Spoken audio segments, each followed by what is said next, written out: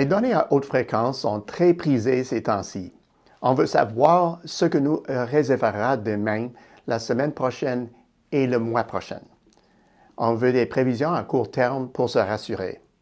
Pourtant, ce n'est pas la démarche habituelle pour de véritables investissements. À vrai dire, ils sont des paris substantiels faits dans un horizon à long terme, le tout après un examen rigoureux. À la différence des autres composants du produit intérieur brut, l'investissement des entreprises ne se résume pas aujourd'hui à la consommation des biens. Il consiste plutôt à mettre en place des mécanismes pour créer les biens de demain.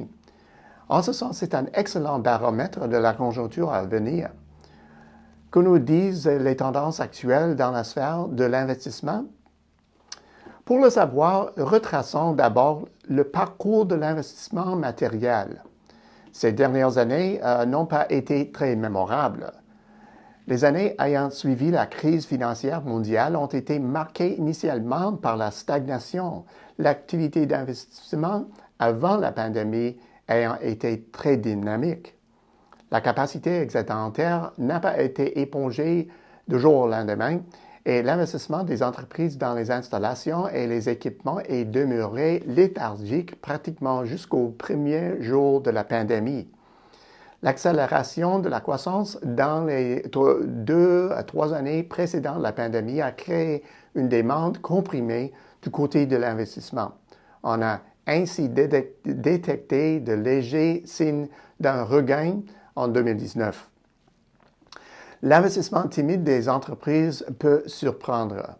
La révolution technologique continue de s'accélérer de manière exponentielle, si bien que les entreprises un peu partout sur le globe doivent mettre les bouchées doubles uniquement pour suivre le rythme. On leur pardonnerait donc d'avoir mis en veilleuse leur projet d'expansion de leurs installations. Rappelons-nous qu'elles devaient aussi composer avec des budgets très serrés pour l'achat de machinerie et d'équipements.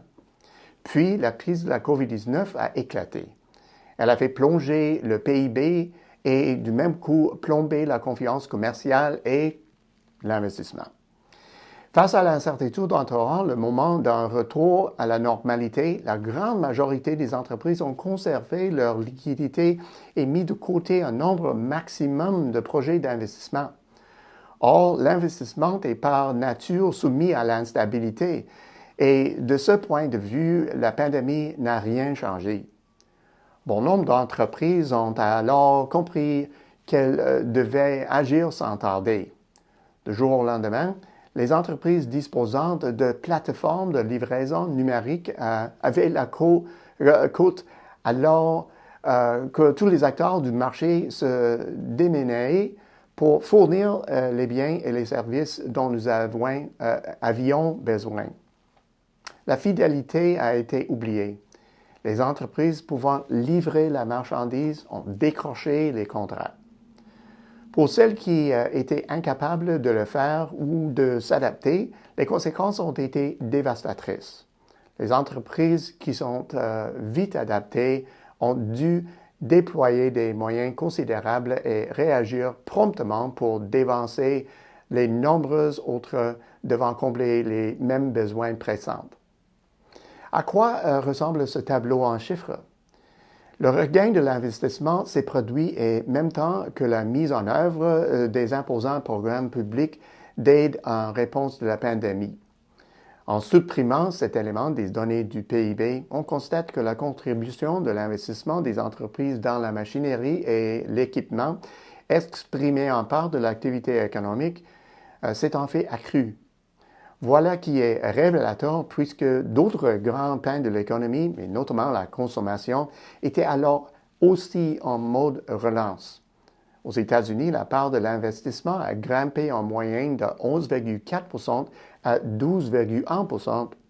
D'ordinaire, les économies sont envahies par des fluctuations de moins importantes que celles-ci.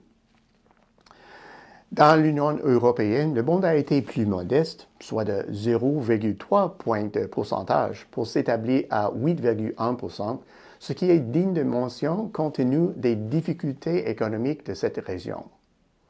La performance du Canada pendant la même période laisse perplexe. Ici, la part de l'investissement a chuté de façon marquée et glissant de 7,3 à 6,1 L'aversion des entreprises canadiennes pour le risque est-elle en cause? Pas vraiment. Nous savons tous que durant le même intervalle, on a assisté à un fort repli de l'investissement dans le secteur pétrogazier, dont la contribution à l'investissement total est nettement plus importante qu'on le croit généralement. Si on retranche cette composante, je suis persuadé que les chiffres du Canada s'apparentent à ceux observés en Europe et aux États-Unis. Quel avenir se dessine pour l'investissement? Premièrement, ce n'est pas un secret. Ces jours-ci, les entreprises manqueraient de capacité pour répondre à la demande mondiale de biens et de services. Cette situation fera augmenter l'investissement qui sera stimulé par la montée des prix. Puis, la pénurie de main-d'œuvre est un problème planétaire, même s'il y a quelques exceptions, ce qui permet de croire que dans un avenir rapproché, les entreprises seront de plus en plus tributaires de la robotique, de l'apprentissage machine et des équipements lourds utilisant des technologies de pointe. Troisièmement, il y a une pénurie criante d'infrastructures facilitant les échanges commerciaux, comme le laisse entendre le déficit infrastructurel dans de multiples pays. Ensuite, il y aura un raffermissement de la demande pour la machinerie et l'équipement dans la foulée des initiatives de relocalisation, de délocalisation à proximité des chaînes d'approvisionnement et d'autres initiatives du même genre lancées durant la pandémie. Enfin, la concurrence demeure une réalité.